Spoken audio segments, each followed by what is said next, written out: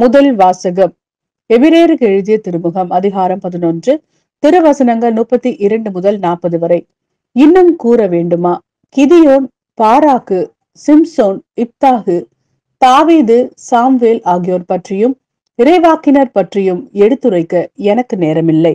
நம்பிக்கையினாலேயே இவர்கள் அரசுகளை வென்றார்கள், நேர்மையாக செயல்பட்டார்கள், கடவுள் வாக்களித்தவற்றை பெற்றார்கள், சிங்கங்களின் வாய்களை அடைத்தார்கள், தீயின் கொடுமையை தணித்தார்கள், வாழ்முனைக்கு தப்பினார்கள், வலுவற்றவராய் இருந்தும் வலிமை பெற்றார்கள், போரில் வீரம் காட்டினார்கள், மாற்றார் படைகளை முறியடித்தார்கள், பெண்கள் இறந்த தம் உறவினரை உயிர்த்தெழுந்தவராய் பெற்று கொண்டார்கள்.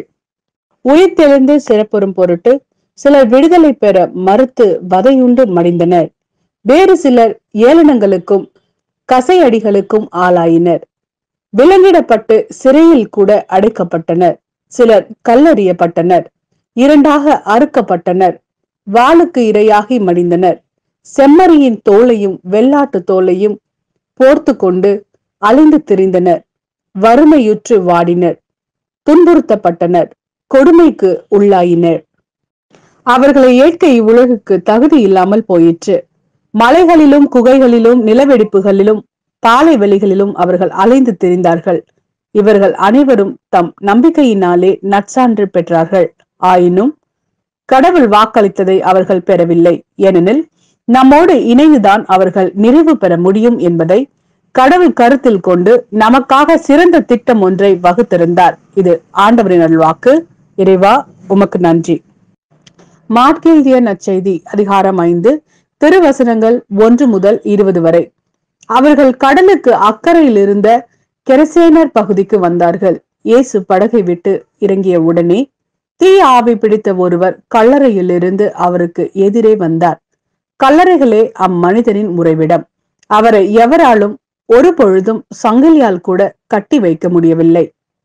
ஏனெனில் அவரை பல முறை விலங்குகளாலும் சங்கிலிகளாலும் கட்டி இருந்தும் அவர் சங்கிலிகளை உடைத்து விலங்குகளை தகர்த்து எறிந்தார். எவராலும் அவரை அடக்க இயலவில்லை.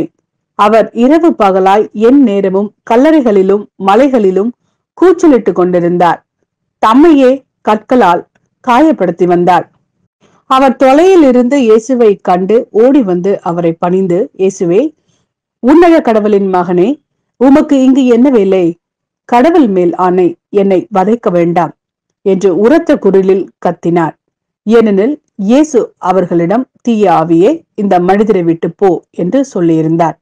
அவர் அம்மனிதரிடம், உன் பெயர் என்ன என்று கேட்க, அவர், என் பெயர் இலேக்கியோன், ஏனெனில் நாங்கள் பலர் என்று சொல்லி அந்த பகுதியில் இருந்து தங்களை அனுப்பிவிட வேண்டாம் என்று அவரை வருந்தி வேண்டினார். அங்கே மலைப்பகுதியில் பன்றிகள் பெரும் கூட்டமாய் மேய்ந்து கொண்டிருந்தன. நாங்கள் அப்பன்றிற்குள் புகும்படி எங்களை அங்கே அனுப்பிவிடும் என்று தீய ஆவிகள் அவரை வேண்டின. அவரும் அவற்றுக்கு அனுமதி கொடுத்தார்.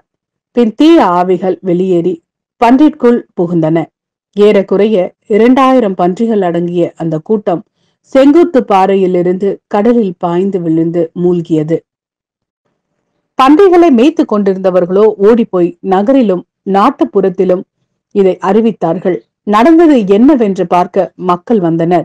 அவர்கள் இயேசுவிடம் வந்தபோது பேய் பிடித்திருந்தவர், அதாவது இலேக்கியோன் பிடித்திருந்த அவர் ஆடை அணிந்து அறிவுத்திறனுடன் அமர்ந்திருப்பதை கண்டு அச்சமுற்றார்கள். நடந்ததை பார்த்தவர்கள் பேய் பிடித்தவருக்கும் பன்றிகளுக்கும் நேரிட்டதை அவர்களுக்கு எடுத்துரைத்தார்கள். அப்பொழுது அவர்கள் தங்கள் பகுதியை விட்டு போய்விடுமாறு இயேசுவை வேண்டிக் கொண்டார்கள். அவர் படகில் ஏறியதும் பேய் பிடித்திருந்தவர் தாமும் அவரோடு கூட இருக்க வேண்டும் என்று அவரை வேண்டிக் கொண்டார்.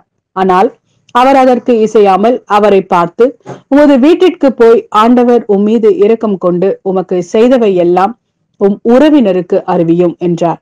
அவர் சென்று இயேசு தமக்கு செய்தவை எல்லாம் தெக்கப்பொலி நாட்டில் அறிவித்து வந்தார். அனைவரும் வியப்புற்றனர்.